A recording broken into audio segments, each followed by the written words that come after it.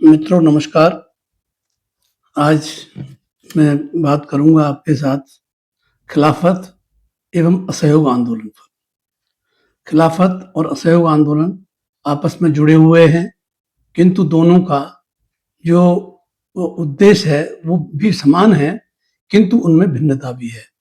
क्योंकि जहाँ खिलाफत आंदोलन हिंदुस्तान के बाहर की घटनाओं से उपजा था और उसमें हिंदुस्तान के लोग किस तरह इन्वॉल्व हुए तो ये जान पाएंगे, और कैसे इसने एक असहयोग आंदोलन की राह दिखाई। सबसे बड़ी चीज यह है कि जब हम भारत के स्वतंत्रता आंदोलन का इतिहास पढ़ते हैं तो उसमें ऐसा नहीं है कहीं कोई स्क्रिप्ट लिखी गई हो उसके हिसाब से चल रहा है, बल्कि इसका जो एक्सटेंशन है और डेवलपमेंट है वो बड़े ही लॉजिकल वे में होता है, और किस तरह से परिस्थितियां एक सबसे महत्वपूर्ण होती हैं और वो परिस्थितियां आंदोलन का निर्माण करती हैं। ये परिस्थितियां आंदोलन को आगे भी बढ़ाती हैं। हमारा एक पूर्व अनुमान रहता है किसी आंदोलन के बारे में भी, किंतु उसको जब मूर्त रूप देते हैं तब चीजें सामने आती हैं, कठिनाई भी आती हैं, अनुकूल परिस्थिति भी आती हैं और प्रतिकूल परिस्थिति भी आती हैं। तो यहाँ ज्यादा मैं बात न करके इतना ही बात कहूंगा, क्योंकि इसमें कई बार लोग कंफ्यूज होते हैं और खासतौर पर खिलाफत आंदोलन के बारे में कई तरह की बातें भी करते हैं, उनसे कई तरह के इतिहास के नरेटिव निकालते हैं जो बिल्कुल एंटी हिस्ट्री हैं और एंटी फ्रीडम मूवमेंट भी है।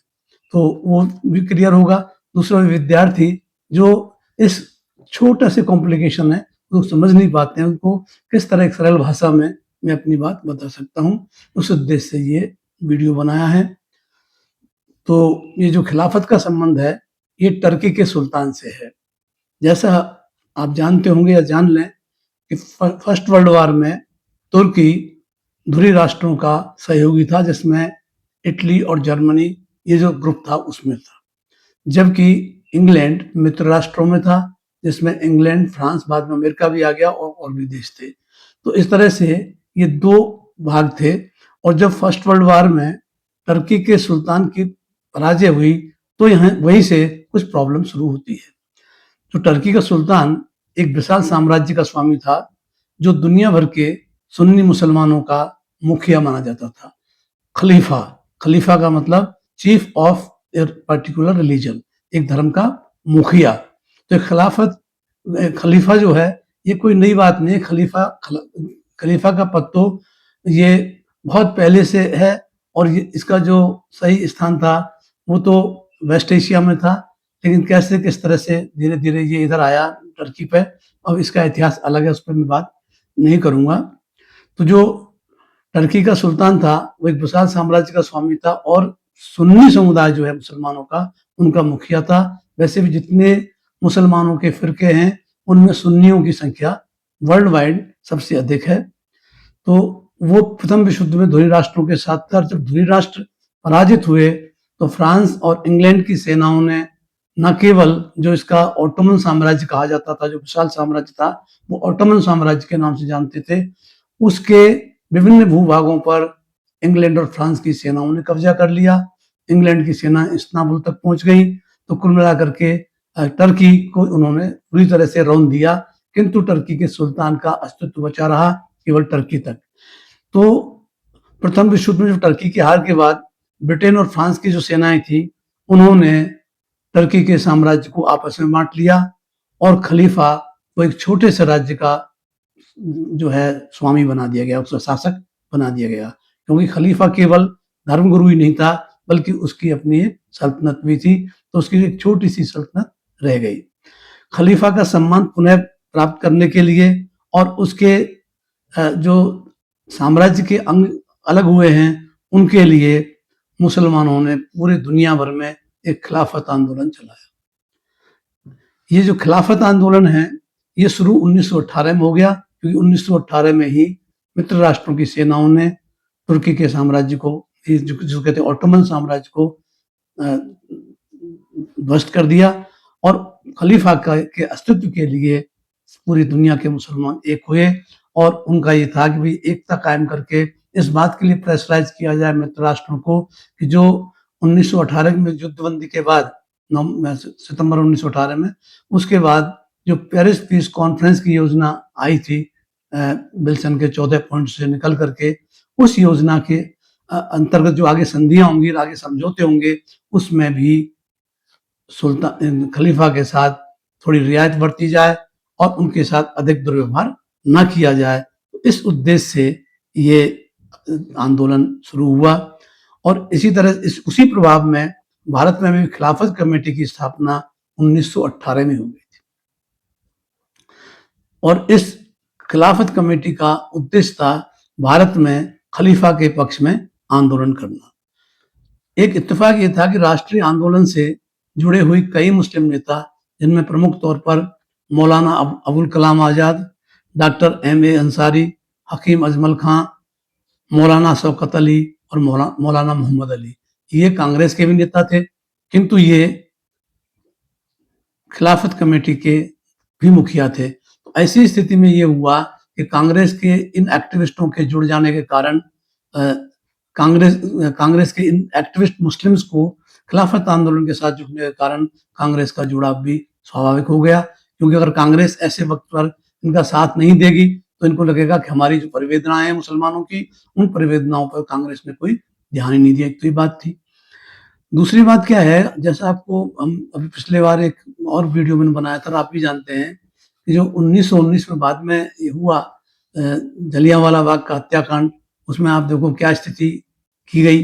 तो कई चीजें ऐसी घटनाएं थी जो परिस्थितियां बना रही थी। तो पहली बार नवंबर 1919 में दिल्ली में खिलाफत सम्मेलन हुआ।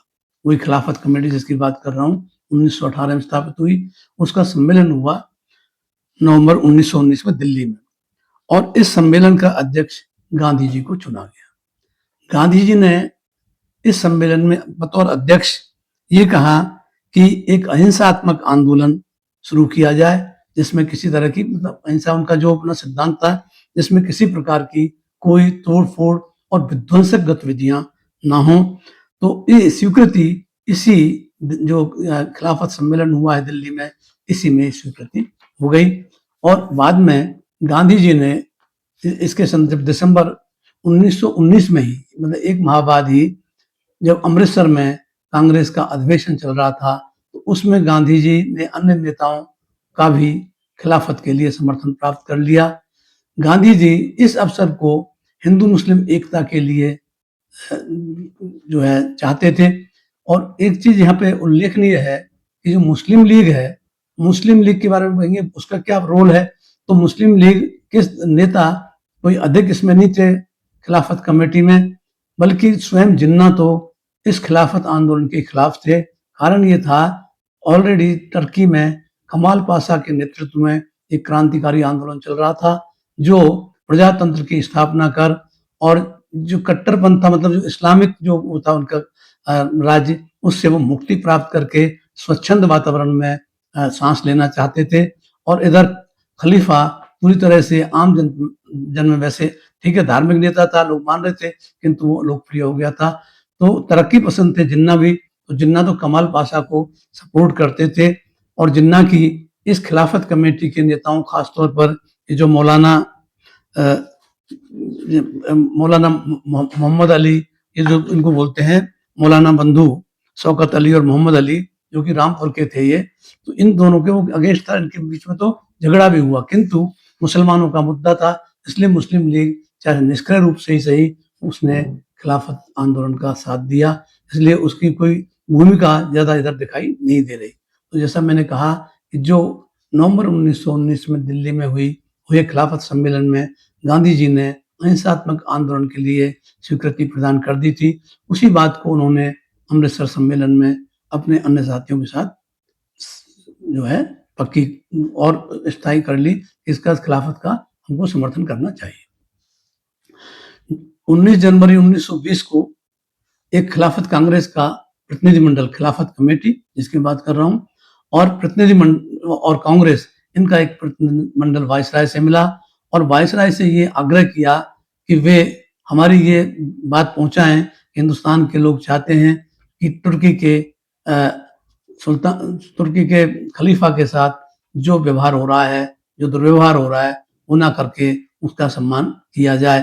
किंतु वायसराय ने स्पष्ट तौर पर कह दिया कि तुर्की को परिणाम भुगतने ही होंगे या भुगतने ही पड़ेंगे। ऐसी स्थिति में जो खिलाफत और कांग्रेस का संयुक्त प्रतिनिधिमंडल था, उस प्रतिनिधिमंडल को भारी निराशा हुई, क्योंकि किसी तरह का कोई आश्वासन भी नहीं दिया गया। 20 फरवरी 1919 को कलकत्ता में अबुल कलाम आजाद की अध्यक्षता में खिलाफत सम्मेलन हुआ और इस खिलाफत सम्मेलन में अहिंसात्मक आंदोलन की बात तो की गई, साथ ही साथ स्वदेशी का एक मुद्दा भी जोड़ दिया गया, क्योंकि स्वदेशी का जो मुद्दा है ये काफी प्रभावी पहले भी रह चुका था स्वदेशी मूवमेंट के समय, और स्वदेशी एक ऐसा नारा बन गया था जो अंग्रेजी साम्राज्य का सीधे सीधे विरोध करता था। तो ये जो खिलाफत सम्मेलन हुआ, इसमें कांग्रेस का सम्मेलन नहीं है, खिलाफत का सम्मेलन में कांग्रेस के लोग इसमें शामिल हैं, किंतु उसमें एक असहयोग और अहिंसात्मक आंदोलन, असहयोग का मतलब यहाँ से ये था कि हम भारत में ब्रिटिश सरकार के साथ किसी प्रकार का सहयोग नहीं करेंगे। यही आगे चल के असहयोग आंदोलन का आधार बना। तो ये प्रारंभिक तौर पर खिलाफत आंदोलन का ये आधार बना था। तो खिलाफत आंदोलन जो है उसी के लिए ये नॉन कॉपरेशन और नॉन वायलेंट मूवमेंट शुरू करने की बात की गई। असहयोग और अहिंसा वाला आंदोलन जिसमें स्वदेशी की नीति को जोड़ दिया गया कि स्वदेशी को विकसित किया जाए। इसके अलावा अभी तक आप जैसा पता ही है कि जो जलियांवाला बाग हत्याकांड हुआ, तो उस जलियांवाला हत्याकांड के बाद क्या हुआ कि जो रोलेट सत्याग्रह चल रहा था, उस रोलेट सत्याग्रह को गांधी जी ने खुद ही वापस ले लिया या उसे स्थगित कर दिया, और स्थगित करके यह आशा व्यक्त की थी कि ब्रिटिश सरकार मतलब good sense prevail upon the British government और वो हमारी बातों को आगे मान लेगी। किंतु वो एक निराशा का ही दौर रहा, क्योंकि जिस तरह से रोलेट सत्याग्रह सिमट करके पंजाब तक पहुंच गया था और पंजाब में वो सैनिक और दूसरे जो प्रशासनिक तरीके थे उसके दमन का शिकार हो गया। तो अंततः वो बात वहीं की वहीं रुकी हुई थी, जिसमें जलियांवाला बाग के हत्याकांड को और उसके बाद की घटनाओं का जो मामला था वो भी वहीं उलझा हुआ था। होम रूल जैसे हम कहते हैं, स्वशासन या स्वराज्य, स्वराज्य का मुद्दा भी यथास्थिति में था। पंजाब में जो घटनाक्रम हुआ उसको लेकर पूरे देश में रोष व्याप्त था और अंग्रेजी सरकार का क्रूर और दमनकारी चरित्र सामने आया। अतः असहयोग आंदोलन की परिस्थिति भी बनी हुई थी। किंतु जो फरवरी 1920 के कलकत्ता अधिवेशन में निर्णय हुआ वो केवल खिलाफत के पक्ष में असहयोग और अहिंसात्मक आंदोलन स्वदेशी की नीति के साथ शुरू करने की बात हुई थी। तो ये जो गांधी जी ने इन स्थितियों को देखते हुए उन्होंने देखा अनुकूलता है। यहाँ मैं एक बात और कहना चाहूंगा, उस समय कुछ लोग गांधी जी की नीति का विरोध करते हैं कि उन्होंने खिलाफत आंदोलन में कांग्रेस को क्यों डाला।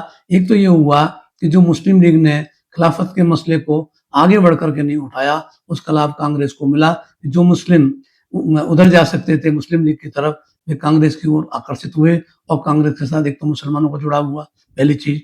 दूसरा, जो सांप्रदायिक जो सद्भावना जो डिस्टर्ब हुई थी उसको स्थापित करने में लाभ मिला। दूसरा ये है कि जो खिलाफत का जो मुद्दा है ये ब्रिटिश के खिलाफ तो है ही। जब आप ब्रिटिश के खिलाफ हैं तो निश्चित तौर पर जो पक्ष अंतर्राष्ट्रीय स्तर पर है, तो आप जो ब्रिटेन के खिलाफ पक्ष है उसके साथ आप खड़े होते हैं, तो आपको ताकत मिलती है आपके आंदोलन को। तो यूं करके इसे ऐसा नहीं दरकिरनार कर सकते कि गांधी जी ने केवल या तो प्रो मुस्लिम थे या वो उन्होंने दबाव में आ गए, ऐसा कुछ नहीं था। बल्कि ये असहयोग और खिलाफत का मसला खिलाफत की कमेटी में ही तय हुआ और जो बाकी मुद्दे थे वे भी महत्वपूर्ण थे। तो अंततः गांधी जी ने 28 जुलाई 1920 को एक घोषणा की कि 1 अगस्त, क्योंकि अभी तक आंदोलन का निर्णय तो हो गया लेकिन अभी आंदोलन शुरू नहीं हुआ, तो 1 अगस्त 1920 को हड़ताल, प्रार्थना एवं उपवास के साथ असहयोग आंदोलन शुरू करने की घोषणा की और ये 28 जुलाई को की है। 28 जुलाई को तिलक भी मौजूद थे और तिलक की एक बहुत अच्छी भूमिका इस खिलाफत के पक्ष में भी रही और वे इस असहयोग आंदोलन के भी पक्षधर थे, क्योंकि अभी असहयोग आंदोलन जो गांधी जी छेड़ रहे हैं ये केवल खिलाफत के मुद्दे पर छेड़ रहे हैं। तो उन्होंने किंतु 31 जुलाई को तिलक की मृत्यु हो जाने के कारण गांधी जी को बहुत बड़ा झटका लगा। उन्होंने इस बात को कहा भी कि ये जो कुछ हो रहा है, ये मुझे तिलक जी की प्रेरणा से मैं कर रहा हूँ और उनके अचानक गुजर जाने से एक बहुत बड़ी क्षति हुई है। तो गांधी जी ने इसी समय 1 अगस्त को आंदोलन शुरू कर दिया और एक आंदोलन शुरू करके गांधी जी ने वाइसराय को एक पत्र लिखा। पत्र लिखकर सरकार के विरुद्ध असहयोग को जायज ठहराया। इंपीरियल सरकार, उन्होंने कहा, इंपीरियल सरकार ने खिलाफत मामले में निर्लज, अनैतिक एवं अन्यायी तरीके से कार्रवाई की है। ऐसी सरकार के लिए न तो कोई सम्मान रख सकता एवं न कोई लगाव। तो इस तरह से गांधी जी ने 1 अगस्त 1920 को विधिवत असहयोग आंदोलन शुरू किया खिलाफत के पक्ष में। इसके बाद 4 सितंबर 1920 को, एक तारीख में से याद करने की बात, क्रम है कि किस क्रम से चीजें चली। 4 सितंबर 1920 को लाला लाजपत राय की अध्यक्षता में कलकत्ता में कांग्रेस का विशेष अधिवेशन हुआ और ये विशेष अधिवेशन इसी मुद्दे पर हुआ कि जो असहयोग का आंदोलन शुरू किया गया है खिलाफत के पक्ष में, उस पर कांग्रेस किस तरह से उसको अब उसमें सहयोग करे।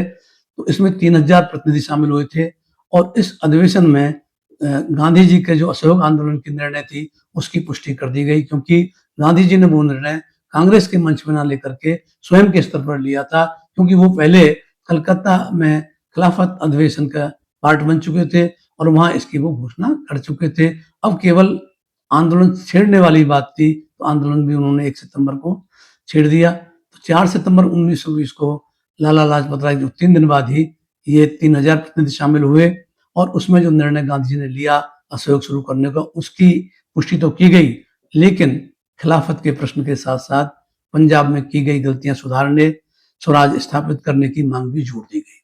तो इस तरह से जो आंदोलन मूल रूप से शुरू हुआ था खलीफा के पक्ष में या खिलाफत आंदोलन था और वो असहयोग आंदोलन बना और उसी असहयोग आंदोलन को 4 सितंबर 1920 को एक राष्ट्रीय आंदोलन, व्यापक आंदोलन का आधार दे दिया गया। उसमें पंजाब में जो गलतियां की उनको सुधारने की बात की गई और साथ ही साथ स्वराज स्थापित करने की बात की गई। और स्वराज की जो बात है, यहाँ वो स्वराज नहीं है जो फुल फ्लैश स्वराज, बल्कि डोमिनियन स्टेटस, अधीनस्थ स्वायत्तशासी राज्य की बात थी जिसमें अंग्रेजी सत्ता रहे किंतु जनता के चुने हुए प्रतिनिधि नीति निर्माता बने और उनकी सरकार चले। खिलाफत के अलावा असहयोग आंदोलन के, तो इसमें ये जो है, मैं असहयोग आंदोलन पर पहला पार्ट बनाया है क्योंकि असहयोग आंदोलन इतना छोटा आंदोलन नहीं जिसको कि एक वीडियो में ही खत्म किया जा सके। तो ये किस तरह से खिलाफत का मसला असहयोग आंदोलन का रास्ता उसने प्रशस्त किया और उसको जब रास्ता मिला तो आगे चल के कांग्रेस ने उसे एक व्यापक आंदोलन का आधार दे दिया और लार्जली इसमें एक मुस्लिम समुदाय का बड़ा भारी समर्थन असहयोग आंदोलन में इस खिलाफत के मुद्दे की वजह से हुआ। ये खिलाफत का मुद्दा तो कुल 1922 तक ही चला। कारण ये हुआ कि 1920 में एक संधि तो की गई, सेवरेसे की संधि, उसमें कोई सुल्तान को, ये जो है खलीफा को, कोई न्याय नहीं मिला और उसके बाद और आगे बातें चलती हैं, किंतु वहां उस समय जो कमाल पाशा के नेतृत्व में आंदोलन चल रहा था, 1922 में कमाल पाशा वहां की सत्ता पर काबिज हो गया और ये जो खलीफा है उस खलीफा का पद तो बना रहा और 1924 में उसने खलीफा के पद को ही एबॉलिश कर दिया। तो कुल मिलाकर के क्या है कि इससे मैं एक आगे की बात कर गया। मैं वापस जो बात करना चाह रहा हूँ कि शुरुआत हम करते हैं खिलाफत से और खिलाफत का ही असहयोग आंदोलन खिलाफत के ही लिए किया जाता है, जो आगे चल के राष्ट्रीय मुद्दा जोड़ने के बाद भारत के स्वतंत्रता आंदोलन का एक महत्वपूर्ण आंदोलन बन गया, असहयोग आंदोलन। यहाँ हम थोड़ी सी मामूली चर्चा करें कि जो, और एक कंक्लूसिवली, मतलब इसमें कहूँ सारांश में, कि असहयोग आंदोलन मूल रूप से खिलाफत के प्रश्न पर ही शुरू किया गया था, किंतु आगे इसमें राष्ट्रीय मुद्दे जुड़ गए जिससे एक राष्ट्रीय आंदोलन का प्रमुख आंदोलन बन गया। तो खिलाफत के कारण क्या थे, असहयोग आंदोलन के कारण क्या थे, ये भी थोड़ा सा हम विचार करें तो खिलाफत के अलावा अन्य जो कार्य थे, उसमें कारण जो थे, उसमें सबसे प्रमुख प्रथम विश्व युद्ध के परिणाम स्वरूप जो आर्थिक तंगी आई, उस आर्थिक तंगी से लोग त्रस्त थे। इतना ही नहीं, युद्ध के दौरान जो करों में वृद्धि की गई, उसे युद्ध के बाद उन करों को न वापस लिया गया, न कम किया गया। वह असंतोष भी भारतीय जनता में बढ़ रहा था। युद्ध के बाद जो दमनकारी कानून, खासतौर पर रॉलेट एक्ट जो लागू किया, उस रॉलेट एक्ट और ऐसे और अन्य दमनकारी कानून बनाए, तो उससे ये स्पष्ट हो गया कि जब हम आशा कर रहे थे कुछ कुछ लिवरेज मिलेगा, कुछ लिबरल पॉलिसीज आएंगी, लिबरल के अलावा और जो है ज़्यादा कठोर नीतियाँ आईं। इसके अलावा प्रथम विश्व युद्ध से जो लौटे हुए भारतीय सैनिक थे, उनके जो अनुभव थे, उन्होंने जो दुनिया देखी, तो उनको लगा कि भारत की स्थिति इसलिए गंभीर है क्योंकि ये एक गुलाम देश है और इसे स्वतंत्र होने पर इसमें बहुत संभावनाएं हैं। इसके अलावा युद्ध के बाद जो लोगों की अपेक्षाएं थी, वे अपेक्षाएं भी पूरी नहीं हुई। तो कुल मिलाकर के असंतोष का जो भाव था वो था, और आर्थिक तंगी के से और हैवी टैक्सेशन से जिस तरह दबाव बढ़ रहा था, इस सब से जनता में आक्रोश तो था ही। और इस मुद्दे ने, क्योंकि आंदोलन तो अगर हम देखें, रॉलेट सत्याग्रह भी एक बड़ा आंदोलन था, लेकिन उस रॉलेट सत्याग्रह को दबा दिया गया शक्ति के बल पर। तो अब पुनः इस खिलाफत आंदोलन ने एक नया जीवन फूंका और एक नई भावना के साथ जो है सभी वर्ग, सभी जाति के लोग, क्योंकि ये जो आंदोलन है असहयोग आंदोलन के जो दूसरा पार्ट में बनाऊंगा, उसमें आप देखेंगे इसका विस्तार और संचालन किस तरह होता है। और कांग्रेस जो मुख्य संगठन बन चुका था आजादी की लड़ाई का, उसकी शाखाएं गांव-गांव और कस्बे-कस्बे तक असहयोग आंदोलन के दौरान ही स्थापित होती हैं।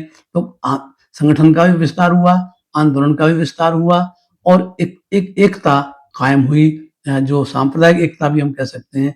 तो इस तरह से कई लाभ हम इसमें देखते हैं। इस पे जो आपकी टिप्पणी हो, ज़रूर अपनी टिप्पणी लिखें, और जिन मित्रों ने अभी तक चैनल सब्सक्राइब ना किया हो, स्वयं सब्सक्राइब करें और अपने मिलने वाले संपर्कों से, अपने कॉन्टैक्ट्स को भी इसे सब्सक्राइब करने के लिए प्रेरित करें। धन्यवाद, नमस्कार।